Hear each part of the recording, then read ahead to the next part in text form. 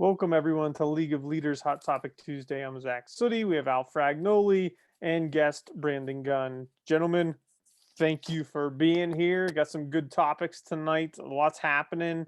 Want to start off with the NHL. And Al, I'm going to shoot it over to you. What are your thoughts on the Montreal Canadiens and how they've been able to put together this incredible run? They're playing their best hockey of the year right now. Do you feel that they are a threat to win the cup?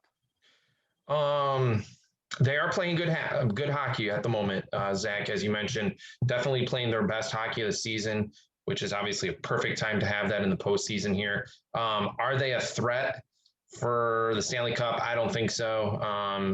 The next round here with Vegas and Colorado in the conference finals, I think either of those teams, whoever wins that series, is going to ultimately end up in the Stanley Cup Finals.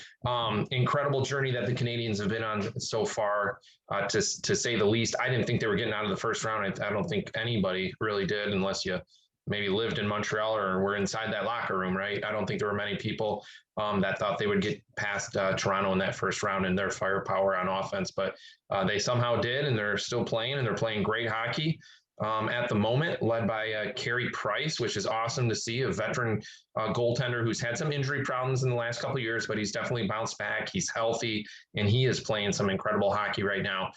So kudos to him and the Montreal Canadiens and the journey they've been on, but I definitely think it stops here in the conference finals, and I think Vegas or Colorado ultimately knock them out. And I don't think that'll be a long series either. I think it's maybe 4 or 5 games. It might even be a sweep. So I think their offense is too powerful for both of those teams, and ultimately they're going to advance. So, Brandon, your thoughts? Well, I'd agree with you, Al. I think that in the next round, it's a foregone conclusion unless Winnipeg really gets their mettle together and comes back in this series. It's a foregone conclusion that they're going to move on from this series. I think a lot of that is the team was able to be galvanized after the Scheifele hit on Jake Evans. I think you've got a team now that's inspired and playing against each other. With Winnipeg obviously missing out on having Scheifele playing for them, that's a big loss on their side. But you've got Carey Price, who's leading the playoffs in save percentage right now and looking great doing it. You've got a team that's playing for each other. But at the same time, their leading scorer in the playoffs is Tyler Toffoli. He's at 22nd out of all forwards in the playoffs at this point. I just don't think they have enough scoring. They score by committee, which can be good at times when you really need a goal. But when it comes time where your first line's out there matched up against another first line, if you can't tie them up or if you can't keep them quiet, then you're going to be at a deficit pretty quickly. And I think Vegas and Colorado, they're a series right now that's just based on speed. And I think that Montreal is going to be outmatched from the speed perspective, regardless of who they play. And I think that both Vegas and Colorado are deeper than them. And to be honest with you, their goalies aren't quite saving as many shots as Carey Price, but they're the next couple in the rankings. So I think that they're going to meet a goalie that's playing just as hot as theirs is, with a more dangerous scoring threat. So I agree with you, Al. I think that they're going to run into a buzzsaw in this next series. And, although it is a good story with how they finished the regular season and barely getting into the playoffs and knocking off Toronto and now potentially Winnipeg here, I think that their playoff days are limited ahead of them. What do you think, Zach? I tend to agree with the both of you, and you made a great point. They are scoring by committee. They have, the top 3 scorers have 4 goals. Next, Tyler Toffoli has 3 goals, and I think he had a hat trick, and those were his only 3 goals of the series. So I think they're going to run into a very good either Vegas Golden Knights or Colorado Avalanche team. But we all know hot goalies can win games in the playoffs. I don't know if Carey Price is enough, though. There's a different speed, as you mentioned, with Vegas and Colorado. It's a fun series to watch, and I just don't think Montreal has what it takes to get through that next round. Would love to see it, Would love to see this, as they say in the NCAA tournament, the Cinderella story. That would be the Montreal Canadiens this year in the NHL. But I think they're gonna the clock strikes midnight when they meet Vegas or Colorado. So we'll see. It's stranger things have happened in the NHL, and it's been a good sports season. So to that point, the Islanders beat the Penguins, and I said they're going to disrupt the series if they got through the Penguins, and who knows, maybe the Canadiens can do the same thing on the other side. So, but I don't think they're a threat to win the Cup, the Canadiens, and I agree with you, the both of you. So not too much to argue about or go back and forth on that one. So, Al, go back to you to talk the NBA. The LA Lakers were eliminated in the first round of the playoffs. Why do you think they struggled this year? They just couldn't find their stride. This is the first time in LeBron's career that he's been eliminated in the first round of the playoffs. Anthony Davis came out and said that he has never seen a player as hated as LeBron. Do you think that's accurate? And if so, why do you think he's so disliked? A lot of good points in there that we'll talk about right now. And, with the Lakers and their early exit to the Phoenix Suns, I just think the Phoenix Suns were a much better team throughout the course of the year. And the Lakers injuries, I think, ultimately caught up to them, right? They had so many games throughout the entire season where they really weren't able to mesh just because they weren't healthy. They had so many injuries to some of their key players, LeBron James being one of them, Anthony Davis, another. And when that happens and those guys are missing time together, it's really hard to start clicking. And unfortunately, when you get to the postseason and it's again against some great competition in the Phoenix Suns, it's really hard to turn it on just like that. And they still weren't even fully healthy during that postseason there, as we saw with Anthony Davis struggling in the last couple of games there. In regards to him being a hated player throughout the league by the fans, I do think that is accurate. I think about some of his early time in the league and when, ESPN was showing his games in, I think 2003 when he was a high school senior, which I tuned into and loved. That was my senior year in high school as well. And I truly enjoyed watching him compete and how talented he was.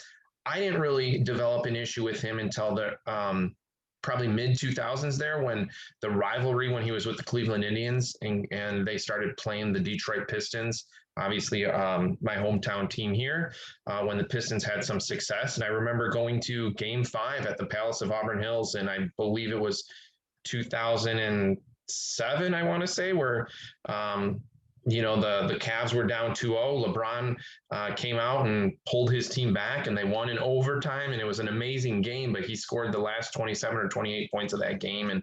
And he's a great competitor.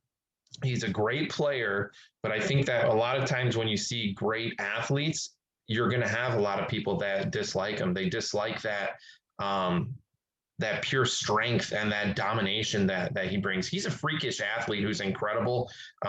He's provided a lot for the game. I think maybe some people don't like the constant comparison with him and Jordan. I personally think that Jordan's the GOAT, and I think there's no denying that. And I think there is a special competitive factor that we saw with Michael Jordan and a lot of those guys in the 90s. I personally think 90s basketball, when I was growing up as a kid, was the best decade for basketball. You had, the Lakers were great, and those Celtics teams were amazing. The Pistons teams of the bad boy days were great. The Bulls were fantastic. And you didn't see a lot of the shifting around from the star players, right? I think a lot of times right now what we're seeing is players move from one team to another. They get with their buddy and they want to develop a superpower team. Well, what kind of competitive nature is that? Do you think we would ever see a time where Larry Bird, Michael Jordan, and Isaiah Thomas got together and wanted to play on the same team? Heck no. Those guys hated each other when it came to competition. So I think that might be some of the issue too, is we see some of these players, and to me, it's an easy thing to do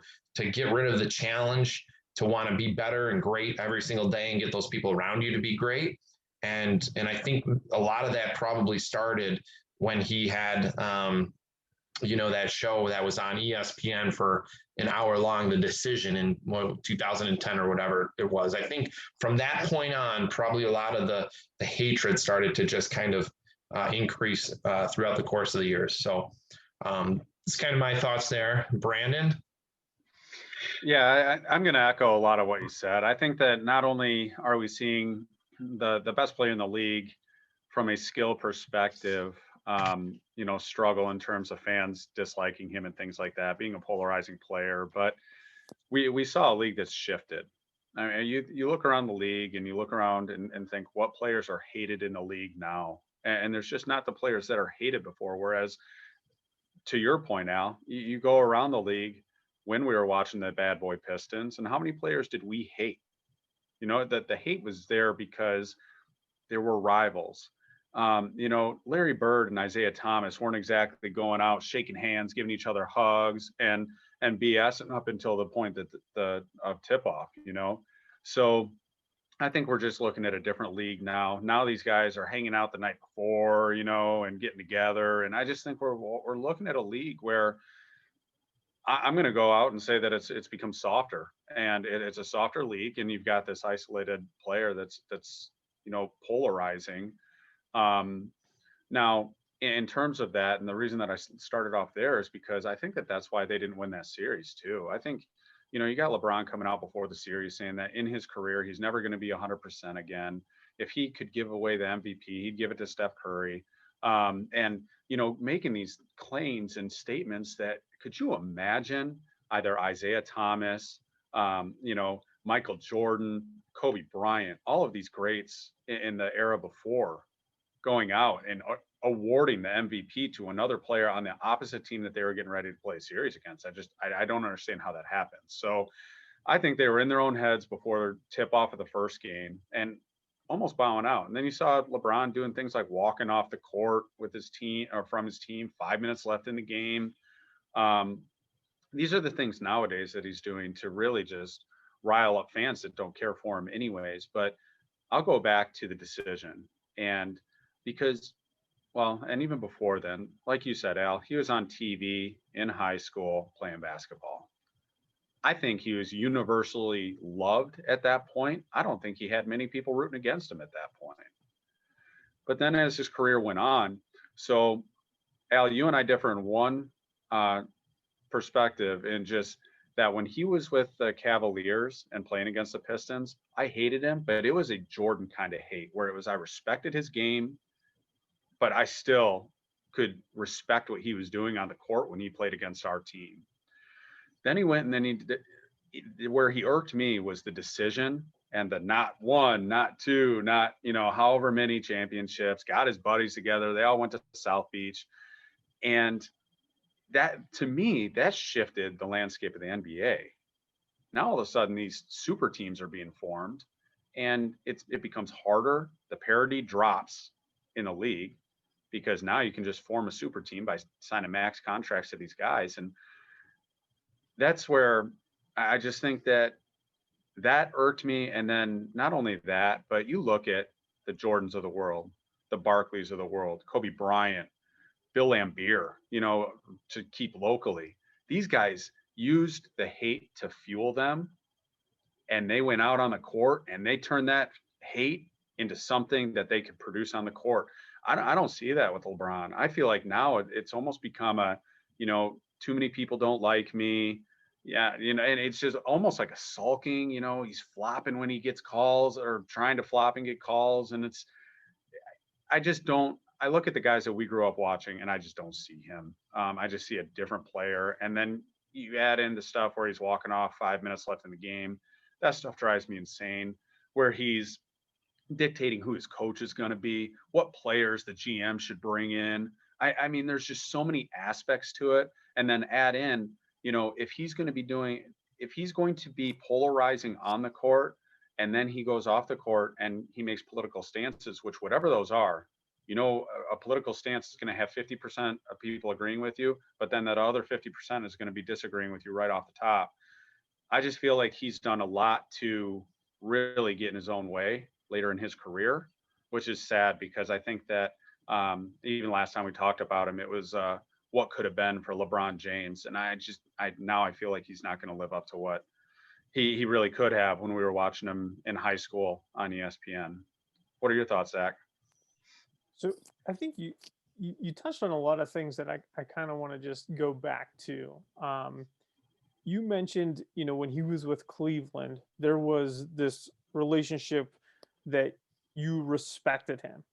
And I think that's what the 90s had. There was competition, there was hatred, there was fierce competitiveness, but there was mutual respect. And I think that, in my opinion, it's not that LeBron's not liked, and the most not liked player, as Anthony Davis said. I think he's just not respected.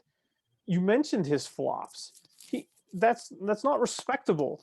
I mean, you'd have to elbow Jordan in the nose, and Kobe didn't flinch.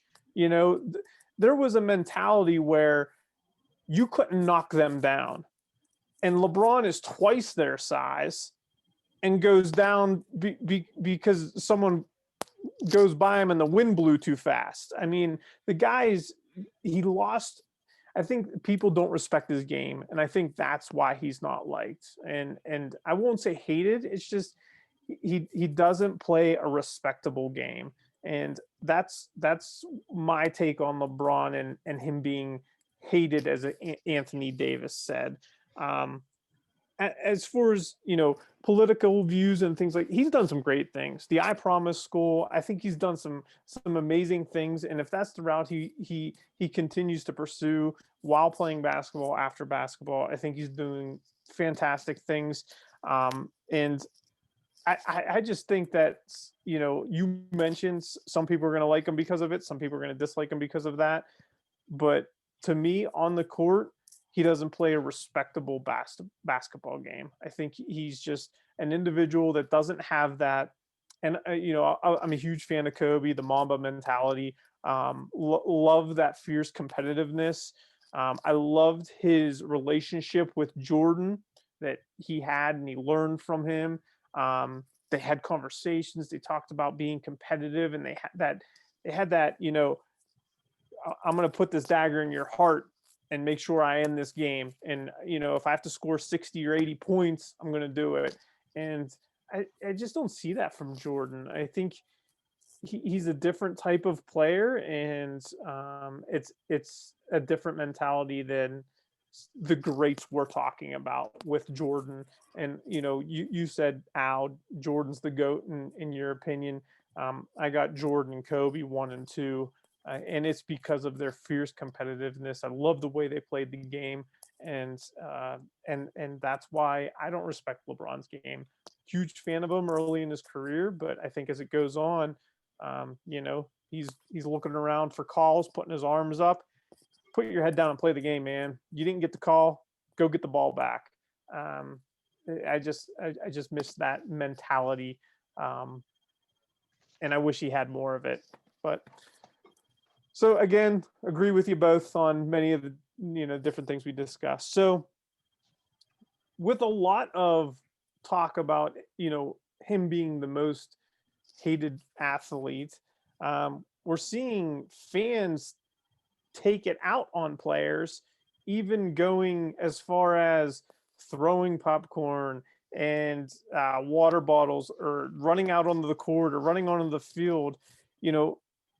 The fan behavior at games, is it out of control? And what is the reason for this? And how can we get better to help prevent issues from happening at sporting events? Al, what are your thoughts on that? Yeah, so all these instances that have happened, right? Trey Young gets spit on by a New York Knicks fan, which is absolutely appalling. And I can't believe, Trey Young handled it with class. He really didn't complain too much about it. He made jokes about it in future games against the Knicks during that first round matchup series. But something like that happens, people need to get charges pressed against them, right? You can't go up to somebody and spit on them. I'm sorry, you can't do that. Kyrie Irving getting a bottle thrown at him as he's leaving the court of during the Celtics game against the Nets. Russell Westbrook getting popcorn thrown on him in the last round there. You saw that gentleman at 76ers game running onto the court. This stuff seems like it is happening a lot more. I don't know if it's because people didn't have sporting events to go to last year. I have no idea. So now they want to get this all out of them. I don't know. But I don't really know. I don't know. But it needs to change. It can't happen. There needs to be stiffer penalties. You're seeing some things happen where people are getting banned from arenas. I'm not sure that that's even working, right? I mean, how are people getting banned from arenas? What's going to prevent you? You don't show an ID when you walk into a game. All you have to do is put on a baseball cap. Nobody's going to recognize you.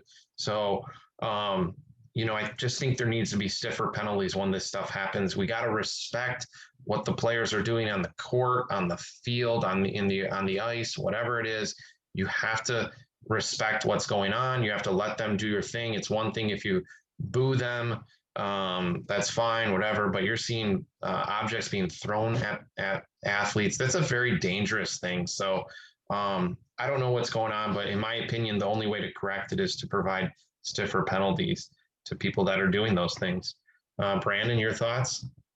Yeah, I mean, Al, once again, I mean, it's what you said is hit the nail on the head. I think one of the things that I thought, just because it is flaring up, is it because in the last year we've been so virtual in our communication that people don't know how to behave when they're around other people? Like, are we really there as a society? I don't know. It's head scratching to say the least. The gentleman that threw popcorn on the NBA player, security approached him and they found him, they identified him with a camera, whatever. Other fans are pointing him out, and he was almost acting like, wait, what? I wasn't supposed to get found out. How'd this happen? It was almost like there was no repercussion in his head that he thought was going to happen. He thought it was going to be completely anonymous. And I think that, to your point, Al, there's no way to stop this besides a zero tolerance policy. I think it's got to be zero tolerance. And I think that, hopefully this is just a rash of isolated incidents because people have just gotten out after what has been a tough year. Because if you're one of these athletes and you have bottles flying at you and things like that, I mean, that's a brutal environment. It is one thing to boo. It is, signs and all that stuff, but that's all within the parameters of playing at an opposing barn, right?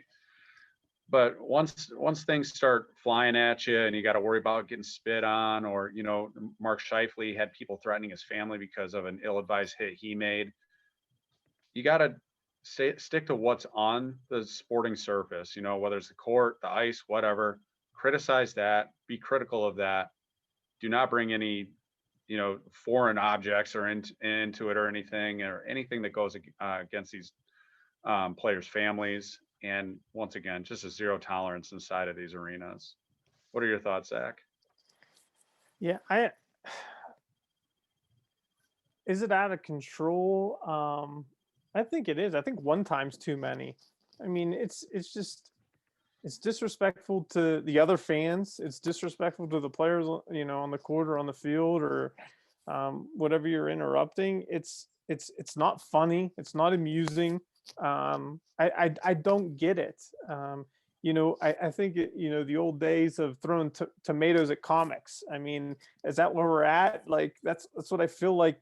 These people are just, they're athletes, they're performers, but there's a level of respect that goes to being a fan and attending these things. And I do believe there needs to be stiffer penalties, criminal charges, or whatnot. Something needs to be done. Is it more often, or are we just more aware now? I don't know. I think you two remember probably more than anyone with the Pacers and Pistons back in 2004. Fight in the stands. This has been going on for quite some time. I think now's just an opportunity to make sure that without having fans last year, let's draw the line and say it's not acceptable anymore. It's not funny. It's, be nice, be kind, be positive, be helpful, and don't interrupt my game. So I do think that, there needs to be criminal charges. There needs to be stiffer penalties, and we just need to be better at being fans. And if you're going to disrespect individuals like that, athletes, other fans, anything like that, then there's no place, there shouldn't be a seat for you in that stadium. So that's my opinion. on the out of control fans. So moving on, big retirement news. Coach K retiring. One more season, 1,097 wins, 300 some losses, 5 national championships, gold medals. I mean, the resume is one of the greatest resumes we've ever seen in all of professional sports. Al, what are your thoughts on Coach K, his legacy, and, you know, anything else you want to discuss about Coach K? Yeah, Coach K, boy, legend, right? I think that has to go with his name right there. Incredible career. Looking forward to this last season that he's going to have. Boy, the media is going to be following him around every single game. We thought they showed a lot of Duke basketball on ESPN. Well, get ready. You're going to be about ready to see every regular season game this year on ESPN. But he's had a great career. You got to give him a lot of respect. Zach, you mentioned the 1,097 wins, 302 losses. He's definitely probably the greatest of all time, one of the greatest, if not the greatest, up there with John Wooden and probably a couple others. But he's definitely made a name for himself throughout his career. A lot better than Tom Izzo. I think we all know that. But the 5 titles that he's won, 12 Final Four appearances, countless gold medals that he's won with Team USA in the Olympics. His resume speaks for itself. So he's a legend. I remember following Duke basketball as a child. He has been there for as long as I can remember. I've enjoyed the Duke North Carolina rivalry throughout the years. So just an incredible coach, great person. It sounds like by all those who have been around him throughout their career. And you got to wish him the best in retirement here. It's going to be a fun season to watch and to follow, and we'll see if he can get another Final Four appearance under his belt. Brandon, your thoughts on Coach K?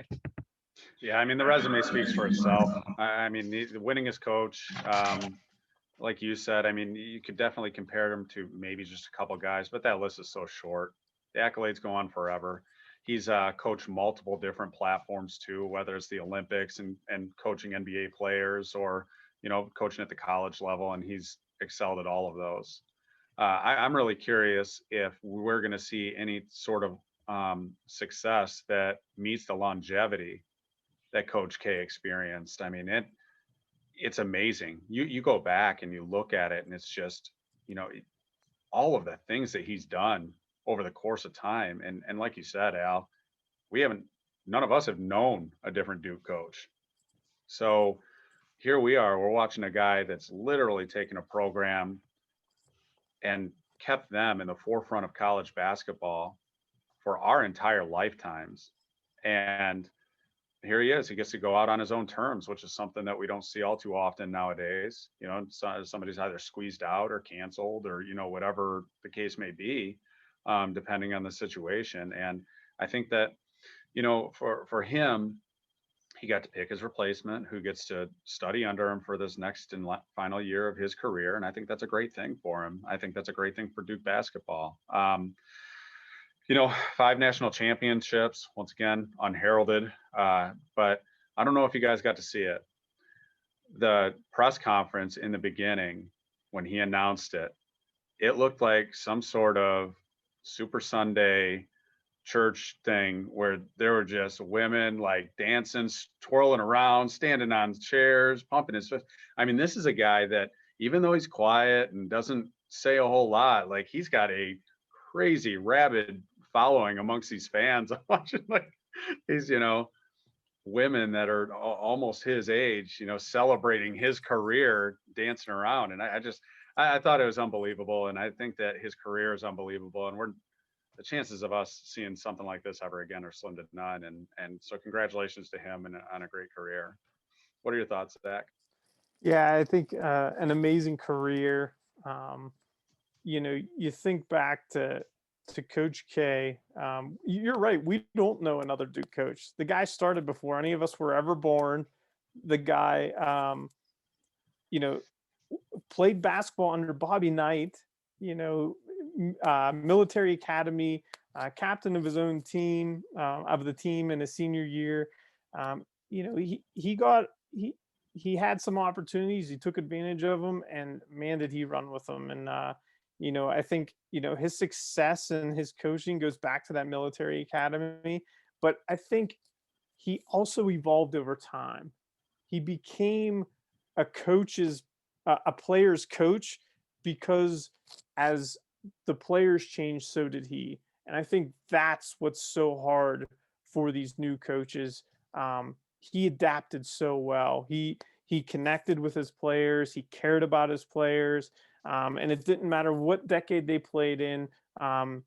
He found a way to connect, and that's what made him great. And I don't think we'll ever see anyone with the longevity, the success that he had. And I think we were fortunate enough to see him coach. And I look forward to hearing more stories about how great he was, and hopefully a couple more books about the legacy he leaves for him and he left for his players. And I'm sure we're going to hear a lot more. But congratulations to Coach K. And I think it's great to have an understudy for your final year. That doesn't happen to many. That's a great opportunity for the Duke University. And talk about some big shoes to fill. I don't know. I don't know if I'd want to follow that, but you got to be up for the challenge. It's going to take a special person. So hopefully they found the right individual to do that. And his age, I mean, the guy is 74 years old, going into his last season. Never would have guessed, he's that old, only because, I mean, you would only guess he's that old because of how long he's coached. No other reason. The guy is on top of it. I mean, active on the bench in the university. So I think it's great for him. Glad to see him, go out on a high note, and hopefully he has a successful season this year. So, all right, gentlemen, I believe that's all for our topics tonight on Hot Topic Tuesday. We hope you all enjoyed, and keep up with League of Leaders as we have different guests each Sunday, and then tune into next Tuesday for Hot Topic Tuesday. Thank you, everyone, and have a great evening.